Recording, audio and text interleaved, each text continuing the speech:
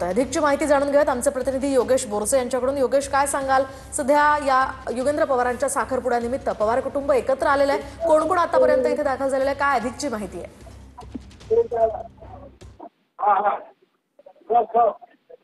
श्रीनिवास पवार यांचे चिरंजीव युगेंद्र पवार त्यांचा आज मुंबईमध्ये साखरपुडा पार पडतोय। या साखरपुड्याच्या निमित्ताने संपूर्ण पवार कुटुंबीय पुन्हा एकदा एकत्र येणार, कारण शरद पवार देखील मुंबईकडे रवाना झालेले आहेत। त्यासोबत राज्याचे उपमुख्यमंत्री अजित पवार आणि एकूणच अजित पवारांचे कुटुंबीय या साखरपुड्याच्या निमित्ताने मुंबईतील प्रभादेवीमध्ये आज हा साखरपुडा पार पडणार आहे। साधारणतः 12 वाजताच्या सुमारास युगेंद्र पवारांचा साखरपुडा पार पडेल, कारण काही दिवसांपूर्वीच युगेंद्र पवार यांचं ही जी काही बातमी होती युगेंद्र पवारांचा विवाह ठरल्याची, ती सुप्रिया सुळे यांनीच या संदर्भात माहिती दिली होती सोशल मीडियावरती फोटो टाकत। आणि या सगळ्या संदर्भात माहिती देत आज युगेंद्र पवारांचा साखरपुडा पार पडतोय। काही दिवसांपूर्वीच अजित पवारांचे जे पुत्र आहेत जय पवार यांचा देखील विवाह सोहळा, आणि या विवाह सोहळ्यानिमित्त संपूर्ण पवार कुटुंबीय त्यावेळी एकत्र आल्याचं आपल्याला पाहायला मिळालं होतं। आज हा साखरपुडा पार पडतो, तर या साखरपुड्याच्या निमित्ताने देखील पवार कुटुंब आपल्याला एकत्र असल्याचं पाहायला मिळणार आहे।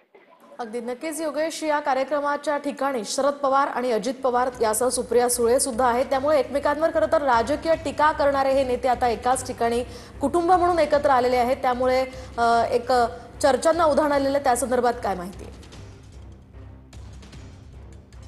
बघितलं तर पवार कुटुंबियांचे राजकारणापलीकडे एकत्र आल्याचं आपण पाहायला मिळालं। एकूण राजकीय ज्या बैठका आहेत त्या बैठकांना देखील शरद पवार अजित पवार एकत्र येऊन एकमेकांशी संवाद साधताना आपल्याला पाहायला मिळालं होतं। दुसरीकडे एकमेकांच्या घरी जाणं असू दे, हे देखील आता पवार कुटुंबियांमध्ये होताना आपल्याला पाहायला मिळालं होतं। त्यामुळे राजकीय जरी दोन पक्ष वेगवेगळे असले तरी सुद्धा कुटुंब म्हणून पवार कुटुंब हे एकत्र असल्याचं पाहायला मिळतं, आणि हे देखील सातत्याने सुप्रिया सुळे असू दे किंवा रोहित पवार अजित पवार यांच्याकडून देखील स्पष्ट करण्यात आलेलं आहे की आम्ही कुटुंब म्हणून एकत्र आहोत। आमच्या पक्षाची विचारधारा जरी वेगळी असली तरी सुद्धा आम्ही कुटुंबाचा एखादा कुठला कार्यक्रम असू दे किंवा कुठला एकत्र सण असू दे, या निमित्ताने आम्ही एकत्र येत असतो। मात्र राजकीय आमची भूमिका ही वेगळी आहे।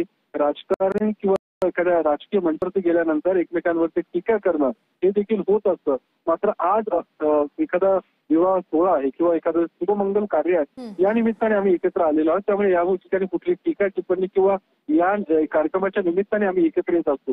राजकीय मंचावरती मात्र आम्ही एकमेकांवरती टीका करताना आपल्याला पाहायला मिळालं होतं। या सगळ्या विधानसभा निवडणुकीच्या नंतर आपण जर बघितलं तर पवार कुटुंबियांमधला जो काही संवाद आहे तो वाढताना आपल्याला पाहायला मिळाला होता। एकत्र येण्याचं जे काही ज्या पद्धतीने आपण एकत्र आल्याचं पाहायला मिळालं होतं। राजकारणाच्या ठिकाणी मात्र एकमेकांवर टीका करताना आपल्याला पाहायला मिळालं। सुप्रिया सुळे ही अजित पवारांवरती देखील त्यांनी टीका केली, रोहित पवार असू दे किंवा इतर जे नेते आहेत त्यांच्याकडून देखील टीका होताना पाहायला मिळत होती। मात्र कुटुंब म्हणून पवार कुटुंब हे नेहमीच एकत्र असल्याचं आपल्याला पाहायला मिळत आहे। अगदी नक्कीच योगेश, या संदर्भातले अपडेट्स घेत राहणार आहोत। तुर्तास आपण पाहतो